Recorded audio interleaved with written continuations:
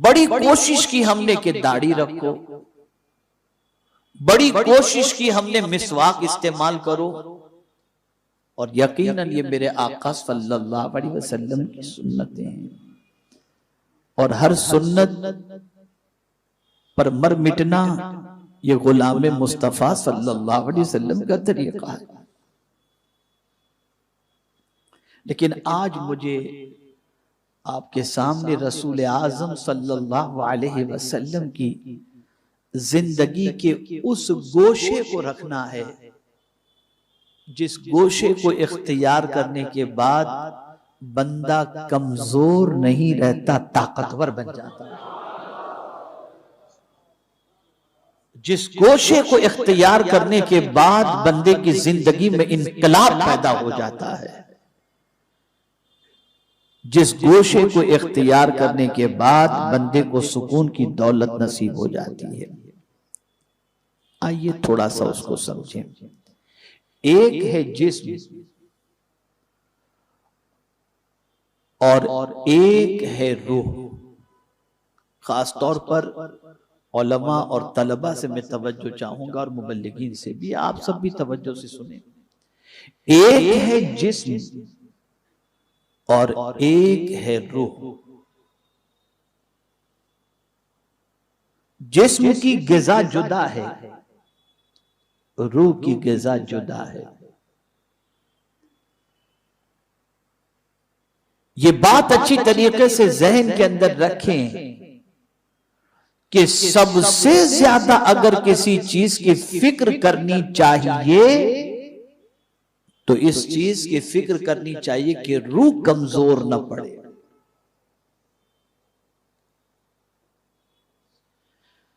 इसलिए कि बहुत सारे औलिया को हमने देखा कि जिस्म के एतबार से बिल्कुल दुबले पतले,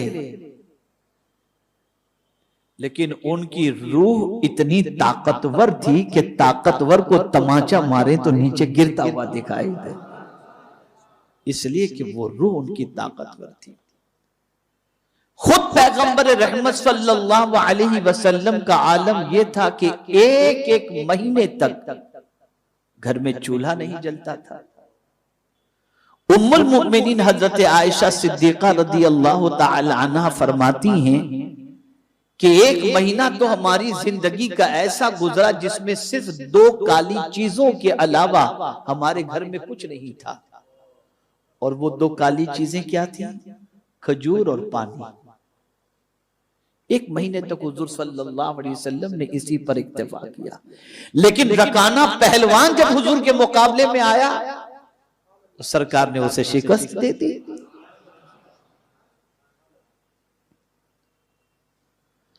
तो ये ताकत कहां से थी? ये कुव्वत कहां से थी?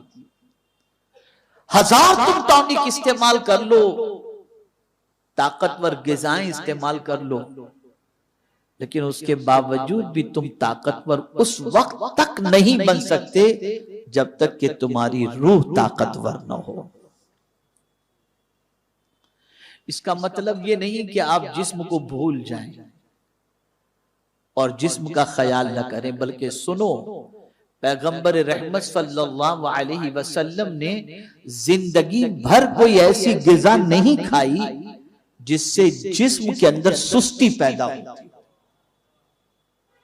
आक़ाए करीम सल्लल्लाहु अलैहि वसल्लम की ग़िज़ाओं का अगर आप मुताला करें तो पैगंबर रहमत सल्लल्लाहु तआला अलैहि वसल्लम की ग़िज़ाएं ऐसी ही थीं कि जिन ग़िज़ाओं से जिस्म कभी कमजोर होता ही नहीं, बल्कि खुद रसूल आज़म सल्लल्लाहु अलैहि वसल्लम अल्लाह की बारगाह में दुआ करते, अल्लाहुम्मा इन्नी अऊज़ु बिका मिनल अज्ज़ि वल कसल, ए अल्लाह मैं तेरी पनाह मांगता हूं आजिज़ी और सुस्ती से, कमजोरी और सुस्ती से।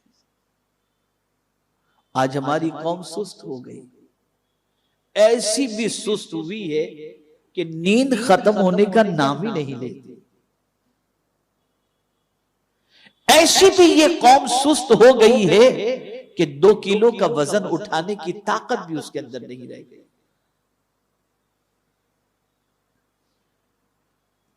जितने मुस्लिम इलाके हैं वो सारे इलाकों के अंदर होटलों की कतार लगी हुई है और खाने वाले भी मुसलमानों की कतार लगी हुई है। क्या क्या खाते हैं और कितना खाते हैं, अल्लाह खैर फरमाए। खैर, तो अब आइए मैं आपको सरकार सल्लल्लाहु अलैहि वसल्लम की रूहानी जिंदगी का सफर कराऊं, ताकि आप महसूस करें कि पैगंबर रहमत सल्लल्लाहु अलैहि वसल्लम की रूहानी जिंदगी कैसी थी।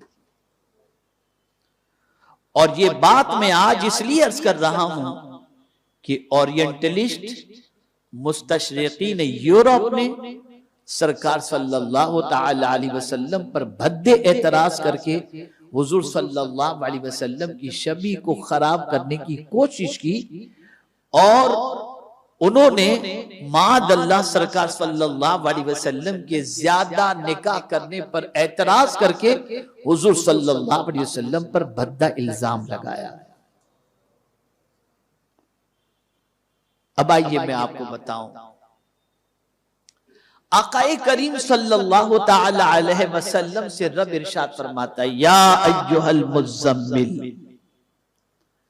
ऐ झुरमुट मारने वाले। अब इस सूरत की खासियत बताऊं आपको, ये सूरत क्या है। हजरत उबई इब्ने काब रदी अल्लाह ताला अन्हु फरमाते हैं कि रसूलुल्लाह सल्लल्लाहु ताला अलैहि वसल्लम ने इरशाद फरमाया कि जो शख्स सूरह मुज़्ज़म्मिल की तिलावत करे, अल्लाह अज़्ज़ व जल दुनिया और आखिरत की तंगी से उसे नजात अता फरमा देता है। ये है वो सूरत।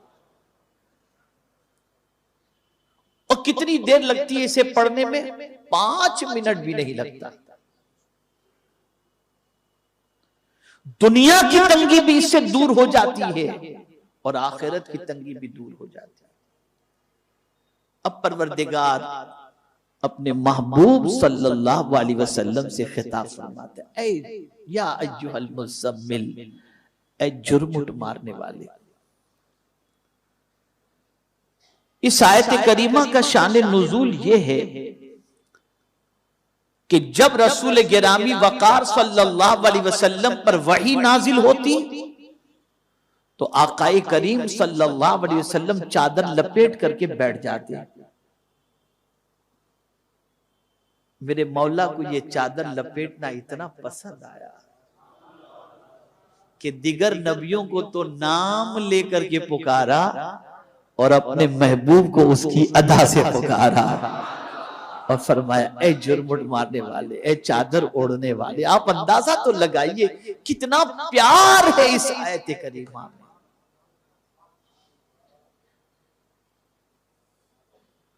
अब चूंकि वही के नुज़ूल से एक तबीयत के ऊपर गिरा कद्र बोझ महसूस होता, ताकत है ना वही में। आप ये ना समझिए ये तो हमारा हाल है कि हम कुरान को सरसरी तौर पर पढ़ के निकल जाते हैं, जानते नहीं तो असर भी नहीं होता। वरना खुदा की कसम ताकत इतनी है इस कुरान की कि अगर इस कुरान के एक एक लफ्ज और मानी को आदमी समझ करके पढ़े तो दिल की सारी बीमारियां दूर हो जाए, उसकी दिल की कमजोरियां दूर हो जाए।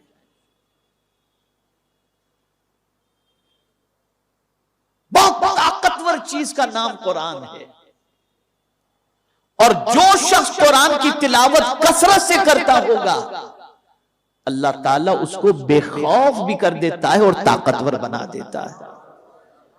वही का नुज़ूल होता तो पैगंबर रहमत सल्लल्लाहु अलैहि वसल्लम पर उसकी ताकत का असर होता। तो मेरे मौला ने फरमाया, ऐ झुरमुट मारने वाले, ऐ चादर ओढ़ने वाले, कुमिल लैल, रात में कयाम फरमा।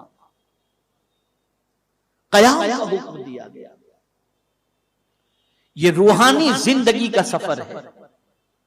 यहां से ये बात समझ में आई कि जहां दाढ़ी रखना नबी की सुन्नत है, अम्मामा शरीफ पहनना नबी की सुन्नत है, वैसे ही रात में उठ करके कयाम करना भी मेरे नबी की सुन्नत है मुबारक। और इस कयाम से मुराद इशा वाली नमाज की बात नहीं है, ये नफिल नमाज की बात है। कुमिल लैल, ऐ मेरे महबूब सल्लल्लाहु अलैहि वसल्लम रात में कयाम फरमा। तो पैगंबर रहमत सल्लल्लाहु अलैहि वसल्लम रात में कयाम फरमाने लगे। इतना तवील कयाम मेरे आका सल्लल्लाहु अलैहि वसल्लम का होता कि अल्लाह अज़्ज़ व जल्ल ने फिर तसल्ली दी, ताहा मा अंज़लना अलैकल कुरआन लितश्क़ा, मेरे महबूब हमने कुरान तुम पर इसलिए नाजिल नहीं किया कि तुम मशक्कत में पड़ जाओ, तुम मशक्कत में पड़ जाओ इसलिए नाजिल नहीं किया। आपको और हमको कोई और तसल्ली देता है, लेकिन या रसूल अल्लाह आपकी अजमतों पर कुर्बान कि आपको आपका मौला तसल्ली दे रहा है, आपका मौला तसल्ली दे रहा है। मा अंज़लना अलैकल कुरआन लितश्क़ा। अब कुमिल लैल कहा गया, रात के लिए खड़ो, रात को खड़े हो जाओ, कयाम करो रात में। लेकिन फिर इख्तियार दिया गया अपने महबूब को कि मेरे महबूब सल्लल्लाहु अलैहि वसल्लम ये पूरी रात कयाम की जरूरत नहीं है, सिवा कुछ रात के। यानी आप एक काम करें कि थोड़ा सा कयाम भी कर ले, रात के हिस्से में से पूरी रात इल्ला के जरिए इस्तिस्ना किया गया, कुमिल लैल इल्ला कलीला, थोड़ी सी रात। फिर उस थोड़ी सी रात को भी फिर कैद कर दिया गया, बता दिया गया कितनी रात, कितनी रात आप कयाम करें। तो कहा गया निस्फहू, आधी रात, अविनकुस मिन्हु कलीला,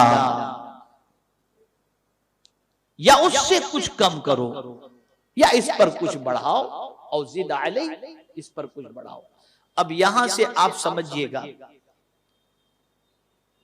ये जो आज मेकअप की जरूरत पड़ती है, बहुत सारी चीजों की जरूरत पड़ती है चेहरे को निखारने के लिए, उसकी वजह सबसे बड़ी यह है कि रात का कयाम छूट गया। मेरे आका सल्लल्लाहु अलैहि वसल्लम फरमाते हैं, जो रात को तहज्जुद पढ़े, सुबह उसके चेहरे को अल्लाह मुनव्वर कर दिया करता है, रोशन कर दिया करता है। और जब ये आये करीमा नाजिल हुई तो आप जानते हैं सहाबाई किराम अलैहिमुर रिदवान भी रात को नमाज पढ़ने लगे, कयाम करने लगे।